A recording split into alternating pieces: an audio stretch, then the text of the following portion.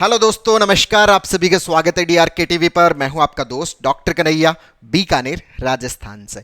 दोस्तों, बहुत सारे लोगों के साथ में एक शिकायत रहती है कि वो अपने प्रेजेंट के साथ में कनेक्टेड फील नहीं कर पाते, अपने वर्तमान के साथ में जुड़ाव महसूस नहीं कर पाते। और जब व्यक्ति अपने वर्तमान के साथ में, अपने प्रेजेंट के साथ में कनेक्टेड फील नहीं कर पाता, तो उसको बिल्कुल भी मज़ा महसूस नहीं होता, उसको बिल्कुल भी आनंद महसूस नहीं होता। क्योंकि जो हमें मज़ा मिलता है, जो हमें मस्ती मिलती है, जो हमें आनंद मिलता है, वो तभी मिलता है जब हम अपने प्रेजेंट के साथ में कनेक्टेड फील करते हैं। अब यहां पर अगर हम ये चाहते हैं कि हम अपने प्रेजेंट के साथ में कनेक्ट हो, अगर हम अपने वर्तमान के साथ में जुड़ें, तो हमें बेसिकली ये चीज़ बहुत अच्छे समझना पड़ेगा कि मेरा जो मन है वो प्रेजेंट के साथ में जुड़ा हुआ क्यों नहीं है। अगर मेरा मन प्रेजेंट के साथ में जुड़ा हुआ नहीं है, इसका मतलब मेरा मन कहीं और कनेक्टेड है, कहीं और जुड़ा हुआ है। अच्छा, मेरा मन कहां पे जुड़ा हुआ है?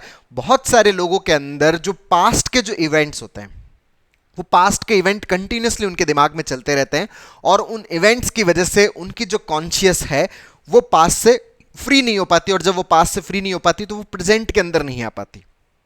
और जब प्रेजेंट के अंदर नहीं आ पाती, तो वो प्रेजेंट के अंदर लिबरेटेड महसूस नहीं करते, वो कंटिन्यूसली किस में रहते हैं? पास्ट के अंदर रहते हैं। अब जितना हमारा ध्यान पास्ट के अंदर रहता है, उतना ही हमारा प्रेजेंट के साथ में डिसोसिएशन चलता रहता है। और प्रेजेंट के साथ में डिसोसिएशन चलता रहता है, तो हमें मजा, मस्ती, आनंद महसूस नहीं हो पाता। तो अगर हम चाहते हैं कि हम अपने प्रेजेंट के साथ में कनेक्टेड हों, अगर हम चाहते हैं कि हम मजा महसूस करें, आनंद महसूस करें, तो इसी के ऊपर ये पूरा का पूरा साइंटिफिक सेशन मैं आप लोगों को समर्पित कर रहा हूं। इसको बहुत अच्छे समझना, बहुत अच्छे से अंडरस्टैंड करना। दोस्तों, कोई भी व्यक्ति अगर प्रेजेंट के साथ में कनेक्ट होना चाहता है, तो उसे अपने पास्ट के अंदर जो इवेंट हुए, उन इवेंट से उसे क्या होना पड़ेगा? डिसोशिएट होना पड़ेगा। अब कोई भी जो पास्ट का इवेंट है वो हमारे दिमाग में चलता ही क्यों है? सारे पास्ट के इवेंट हमारे दिमाग में नहीं चलते। अब जैसे मान लीजिए कि आप बचपन से अखबार पढ़ रहे हो, क्या अखबार आपके दिमाग के अंदर चलता है? आप पूरे दिन बहुत सारी घटनाएं अपने दिमाग के अंदर डालते हो, बहुत सारी बातें आप सुनते हो, क्या वो सारी बातें आपके दिमाग में चलती है? ऐसा बिल्कुल भी नहीं है। सारी बातें हमारे दिमाग के अंदर नहीं चलती। इवन आपने सुबह भी अगर आपने अखबार पढ़ा है, वो अखबार भी आपके दिमाग में नहीं चल रहा, वो अखबार आपके दिमाग से वॉश आउट हो चुका है, वो नहीं चल रहा। तो जीवन के अंदर सारा जो पास्ट है वो हमारे दिमाग में नहीं चलता, लेकिन कुछ ऐसी घटनाएं जो हमारे दिमाग में चलती है, वो क्यों चलती है? क्योंकि कुछ ना कुछ हमारी तरफ से एक ऐसी मिस्टेक होती है जिसकी वजह से वो दिमाग में, वो घटना है, वो हमारे दिमाग में कैद हो जाती है। घटना के अंदर कोई पावर नहीं है, इंफॉर्मेशन के अंदर कोई पावर नहीं है कि वो आपके दिमाग के अंदर घर कर ले। वो दिमाग के अंदर घर क्यों करती है? क्योंकि हमारा उस घटना को पकड़ने वाला मैकेनिज्म हमारे अंदर होता है। अतीत के अंदर जो भी घटनाएं जो हमारे दिमाग के अंदर कंटिन्यूसली चलती रहती है, जो स्टक हो जाता है हमारा दिमाग, वो इसी कारण से स्टक होता है। क्योंकि हमारे अंदर वो मैकेनिज्म है जो उन घटनाओं को हमारे अंदर क्या कर लेती है? कैद कर लेती है, पकड़ लेती है। अच्छा, ये मैकेनिज्म क्या है? जब तक आप इस मैकेनिज्म को सही नहीं करोगे, तब तक हमारा जो कॉन्शियस है वो पास्ट से लिबरेट नहीं होगा, और वो कहां नहीं आएगा? प्रेजेंट के अंदर नहीं आएगा। तो ये हमारे अंदर मैकेनिज्म कौन सा है, इसको हमें थोड़ा सा समझना पड़ेगा। दोस्तों, अतीत के अंदर जितनी भी घटनाएं घटित होती है, उन घटनाओं को एक्सप्लेन करने का जो हमारा तरीका है, उसी तरीके के ऊपर निर्भर करता है कि वो घटना आपके दिमाग में रुकेगी या फिर वो घटना आपके दिमाग से चली जाएगी। अगर आप उसको गलत तरीके से एक्सप्लेन कर रहे हो, एक्सप्लेन करने का मतलब आप उसको किस तरीके से एनालाइज कर रहे हो, आपका परसेप्शन क्या है, आपका कॉग्निशन क्या है, मतलब कोई भी इंफॉर्मेशन उसको आप कैसे इवेलुएट कर रहे हो, उसको जो इवेलुएट करने का जो तरीका है, अगर वो आपका सही है, अगर वो प्रोडक्टिव है, तो वो घटना आपके दिमाग में नहीं रुकेगी। अगर वो तरीका आपका डिसफंक्शनल है, वो अनप्रोडक्टिव है, वो गलत है, तो वो घटना आपके दिमाग में रुक जाएगी। अब एक्सप्लेन करने के तरीके, कौन सा प्रोडक्टिव है, कौन सा अनप्रोडक्टिव, इसको भी थोड़ा सा समझने की जरूरत है। दोस्तों, दो तरह से हम एक्सप्लेन करते हैं। एक तो कोई भी जो इवेंट होता है उसको हम पर्सनली एक्सप्लेन करते हैं, मतलब कुछ भी अनएक्सपेक्टेड हुआ, उस अनएक्सपेक्टेड इवेंट के अंदर हम पर्सनल एक्सप्लेनेशन देते हैं। यार, मेरी वजह से ऐसा हो गया, मुझे ये नहीं करना चाहिए था, मैं ऐसे कैसे कर गया। ये जो एक्सप्लेनेशन है, जो भी हम पर्सनली एक्सप्लेन करते हैं, ये जो पर्सनल एक्सप्लेनेशन है, वो उस घटना को हमारे दिमाग के अंदर क्या कर देता है? कैद कर देता है। हमारा दिमाग उस घटना के अंदर क्या हो जाता है? स्टक हो जाता है। और दूसरा तरीका कौन सा? दूसरा यहां पर सिचुएशनली एक्सप्लेन करना, मतलब परिस्थितियों के हिसाब से चीजों को एक्सप्लेन करना। अब ये पर्सनल एक्सप्लेनेशन और सिचुएशनल एक्सप्लेनेशन क्या है, इसको थोड़ा सा मैं एग्जांपल से एक्सप्लेन कर रहा हूं, समझना इस चीज को। जैसे ये एक व्यक्ति का एग्जांपल है जिनकी एज जो है वो 32 ईयर्स की है। इनके दिमाग के अंदर कंटिन्यूसली पास्ट के जो इवेंट है वो चलते रहते हैं। इन्होंने मुझे बताया कि सर, मेरा आज से 5-6 साल पहले एक रिलेशनशिप था, एक लड़की के साथ में रिलेशनशिप था, और उस रिलेशनशिप के अंदर हम दोनों एक दूसरे को बहुत पसंद करते थे, एक दूसरे के साथ में बहुत ज़्यादा प्यार करते थे, और मैंने उसको कमिटमेंट कर रखा था कि मैं तुमसे ही शादी करूंगा, चाहे कुछ भी हो जाए, मैं तुमसे ही शादी करूंगा, और मैं जो है वो किसी और से शादी नहीं करूंगा, तुमसे ही शादी करूंगा, चाहे कुछ भी मुझे करना क्यों ना पड़ जाए। अब हमारा रिश्ता आगे चल रहा था, अब चल रहा था, तो हमने क्या है कि एक दूसरे के पेरेंट्स को मिलाया। अच्छा, पेरेंट्स को मिलाया तो पेरेंट्स की मीटिंग्स जो है वो सही डायरेक्शन में नहीं गई। अब डायरेक्शन में नहीं गई तो जो लड़की के जो घर वाले हैं वो थोड़े से नाराज हो गए। अब नाराज हो गए तो उन्होंने अपने मन में ये बना लिया कि नहीं, मैं तो इस लड़के के साथ में तुम्हारी शादी नहीं करेंगे, नहीं होने देंगे। तो फिर हमारी शादी नहीं हुई, तो फिर मेरे घर वाले जो हैं उन्होंने मेरी किसी दूसरी लड़की के साथ में शादी कर दी। अब सर मेरे दिमाग में हर वक्त ये थॉट चलता रहता है कि यार मैंने उस लड़की के लिए बहुत ज्यादा मेहनत नहीं किया, मेरी वजह से उस लड़की को क्या है दुख झेलना पड़ रहा है, नहीं तो आज वो मेरे साथ में होती। मैंने वो एफर्ट्स नहीं डाले जिसकी वजह से वो लड़की मेरे साथ में नहीं है। हर वक्त मेरे दिमाग के अंदर ये चलता रहता है कि यार वो जो घटना घटित हुई जिसकी वजह से हम दोनों मिल नहीं पाए, उसके लिए मैं जिम्मेदार हूं। हर वक्त मैं अपने आप को कोसता रहता हूं, हर वक्त मैं अपने आप को ब्लेम करता रहता हूं। मुझे बहुत ज्यादा तकलीफ महसूस होती है, मुझे बहुत ज्यादा पीड़ा महसूस होती है। एक तो ये एग्जाम्पल है, एक और एग्जाम्पल मैं आप लोगों के साथ में शेयर करता हूं। जैसे कोविड का जो सिचुएशन था, उस टाइम हम सबके साथ में ऐसी परिस्थितियां हो गई थी कि हमारे घर के अंदर बहुत सारे लोग हैं वो बीमार हो रहे थे। तो सर जो मेरे फादर है, फादर उस समय जब कोविड के कारण बीमार हुए तो मैं उनको बड़े अस्पताल में नहीं ले जा पाया, और बड़े अस्पताल में नहीं ले जा पाने की वजह से उनका प्रॉपर ट्रीटमेंट नहीं हुआ, और ट्रीटमेंट नहीं हुआ तो उसकी वजह से वो एक्सपायर हो गए। और वो जो एक्सपायर हुए तो उसके कारण मुझे बहुत ज्यादा गिल्ट फील होता रहता है कि काश अगर मैं उनको सही टाइम पर हॉस्पिटल ले जाता, बड़े अस्पताल ले जाता, तो वो जिंदा होते। तो मेरी वजह से मैं उनको नहीं ले जा पाया, तो मैं कंटिन्यूसली खुद को ब्लेम करता रहता हूं, मैं कंटिन्यूसली खुद को पश्चाताप की तरफ लेके जाता रहता हूं, गिल्ट फील करता रहता हूं, और इस गिल्ट की वजह से सर मैं अपने आप के अंदर बेहतर महसूस नहीं कर पाता, अच्छा महसूस नहीं कर पाता। तो यहां पर दोस्तों दोनों जो मैंने आपको एग्जाम्पल जो एक्सप्लेन किए हैं, ये दोनों एग्जाम्पल पर्सनल एक्सप्लेनेशन के आधार पर है। और ये जो पर्सनल एक्सप्लेनेशन है, इस पर्सनल एक्सप्लेनेशन की वजह से ये जो घटनाएं, जो दोनों जो घटनाएं हैं, वो घटनाएं हमारे दिमाग से नहीं निकलती। घटनाओं में पावर नहीं है, घटना तो एक न्यूट्रल चीज है। जैसे पूरे दिन में बहुत सारी घटनाएं घटित होती रहती है, सारी घटनाएं हमारे दिमाग में स्टक नहीं होती। वही घटना हमारे दिमाग में स्टक होती है, कुछ भी अनएक्सपेक्टेड घटित हुआ, उसके अंदर अगर हम पर्सनल एक्सप्लेनेशन दे देते हैं तो वो घटना हमारे दिमाग के अंदर स्टक हो जाती है।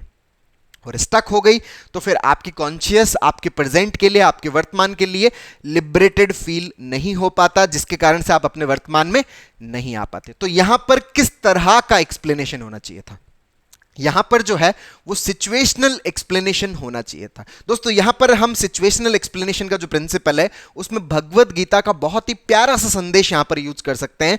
भगवत गीता के अंदर क्या हुआ था कि जब ये तय हो गया था कि भाई कौरवों और पांडवों के बीच में क्या होगा, युद्ध होगा, तो जब युद्ध का मैदान तय हो चुका था तो दोनों तरफ एक दूसरे की सेना जो है वो खड़ी हो चुकी थी, और अर्जुन जो है उसके मन में क्यूरियोसिटी जागती कि भाई मेरे पक्ष में और विपरीत पक्ष में कौन कौन है। तो वो कृष्ण से कहते हैं कि भाई मुझे एक बार दोनों सेनाओं के जो भी रथी है वो कौन कौन है लड़ने वाले, एक बार मैं उन सबको देखना चाहता हूं। जब भगवान श्री कृष्ण जो है वो अर्जुन को दोनों सेनाओं के बीच में लेके चले जाते हैं, तो अर्जुन जब विपक्ष में देखता है कि यार इसके अंदर मेरे मामा हैं, इसके अंदर मेरे ताऊ है, इसके अंदर पितामह भीष्म है जो मेरे बहुत ही ज्यादा पूर्वज, जो मेरे पूजनीय हैं, मेरे जो परिवार के ही जो लोग हैं, तो अर्जुन के मन में एक द्वंद्व पैदा होता है कि यार मैं युद्ध लड़ूंगा, इन सबको मारूंगा, तो इन सबको मारने का जो पाप है वो मुझे लगेगा, और कुल हत्या का जो पाप लगेगा उसकी एवज में मैं ये युद्ध लड़ना नहीं चाहता, मैं भीख मांग के अपना जीवन व्यतीत कर लूंगा, लेकिन इन सबको मारने का जो पाप है जो मुझे लगेगा, उस पाप का जो बोध है वो मुझे बहुत ज्यादा पीड़ा दे रहा है, वो मुझे बहुत ज्यादा तकलीफ दे रहा है,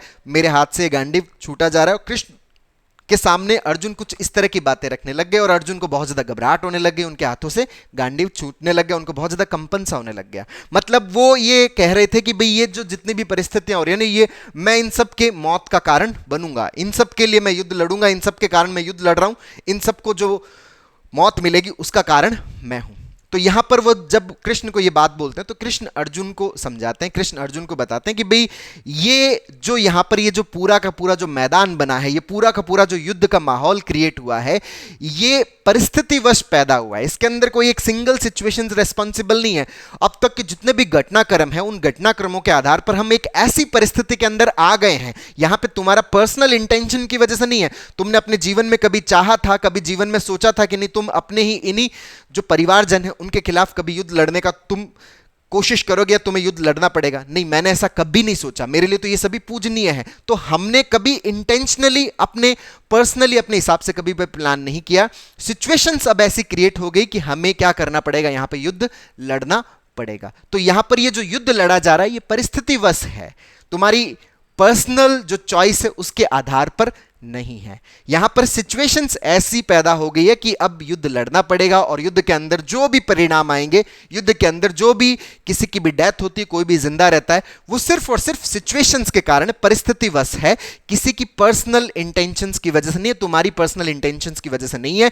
तो जो भी घटित होगा उसके लिए तुम पर्सनली जिम्मेदार नहीं हो। ये जो सिचुएशंस बन गई, जो अब तक की जो सिचुएशंस क्रिएट हो गई, वो सारी की सारी सिचुएशंस इसके लिए क्या है, रेस्पॉन्सिबल है। Person you are not responsible. तो वहां पर कृष्ण ने भगवत गीता का जो पूरा जो सार है वो पूरा का पूरा किसके ऊपर आधारित है, सिचुएशनली एक्सप्लेनेशन के ऊपर आधारित है, वो पर्सनल एक्सप्लेनेशन के ऊपर नहीं है। तो जब अर्जुन को वो इस बात के ऊपर संदेश देते हैं तो अर्जुन युद्ध लड़ने के लिए तैयार हो जाता है कि भाई ठीक है, परिस्थितियां जिम्मेदार है।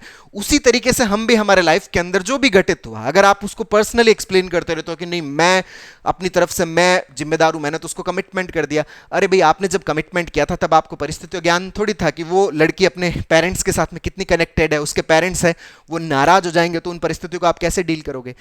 क्या आप कमिटमेंट कर रहे थे उस टाइम आपको इन सब परिस्थितियों का पता था? नहीं, बिल्कुल भी नहीं पता था। उस टाइम तो जो परिस्थितियां थी वो बहुत ही ज्यादा जो सूदिंग परिस्थितियां थी, जो बहुत ही ज्यादा प्रेम वाली परिस्थितियां थी। एडवर्स सिचुएशंस क्रिएट होने वाली है ये हमने कभी भी नहीं सोचा था। तो एडवर्स परिस्थितियों में कोई भी व्यक्ति किस तरह से बिहेव करता है, क्या आपको इन सब चीजों का पता था? हमें बिल्कुल भी पता नहीं था। तो परिस्थितियों वश आपने वो कमिटमेंट किया और परिस्थितियों वश ही वो कमिटमेंट पूरा नहीं हो पाया। आपने अपनी तरफ से कोशिश तो किया, हाँ सर मैंने अपनी तरफ से पूरा कोशिश किया, मैं अपनी तरफ से पूरी तरह से उसको एक्सप्लेन करने की कोशिश कर रहा था, मैंने पूरी तरह से मनाने की भी कोशिश की, मैंने मेरे पेरेंट्स को भी मनाने की कोशिश की, मैंने उसके पेरेंट्स को भी मनाने की कोशिश की। तो आपने अपनी तरफ से कोशिश की, लेकिन रिजल्ट जो है वो किसी की पर्सनल चॉइस के ऊपर निर्भर नहीं करता, वो परिस्थितियों की उपलब्धता के ऊपर निर्भर करता है। तो वहां पर हालात ऐसे थे और आपका जो कमिटमेंट था वो भी हालात के कारण था, और जो आपके कमिटमेंट के अकॉर्डिंग आउटकम ना मिलना ये भी किसके अकॉर्डिंग था, हालात के अकॉर्डिंग था। और दूसरा जो एग्जांपल है जिसके अंदर जो फादर का जो ट्रीटमेंट नहीं करवा पाए थे, तो उस ट्रीटमेंट के लिए वो किसको रेस्पॉन्सिबल मान रहे, खुद को। भाई कोविड के अंदर तो परिस्थितियां ऐसी हो गई थी, कोविड के अंदर हालात ही ऐसे हो गए थे कि आप किसी अपने लोकल जगह से किसी दूसरी जगह पर ज्यादा मूव नहीं कर पा रहे थे, आप अपने डिस्ट्रिक्ट को क्रॉस नहीं कर पा रहे थे, आप अपने स्टेट को क्रॉस नहीं कर पा रहे थे। तो जो आप किसी बड़े अस्पताल अपने फादर को नहीं लेके गए, उसके लिए आप जिम्मेदार नहीं हो, उस टाइम की परिस्थितियां, उस टाइम की सिचुएशंस रेस्पॉन्सिबल है, जिसकी वजह से ये घटना नहीं हो पाई, जिसकी वजह से वो आपको एक अनएक्सपेक्टेड आउटकम मिला। तो वो अनएक्सपेक्टेड आउटकम आपके कारण से नहीं है, वो सिचुएशंस की वजह से, परिस्थितियों की वजह से है। अदरवाइज आपका इंटेंशन तो यही था कि आप अपने जो फादर हैं उनका बेस्ट से बेस्ट ट्रीटमेंट करवाएं, आपका इंटेंशन यही था कि वो लॉन्ग जिए, अच्छे से अपनी जिंदगी का आनंद लेवें।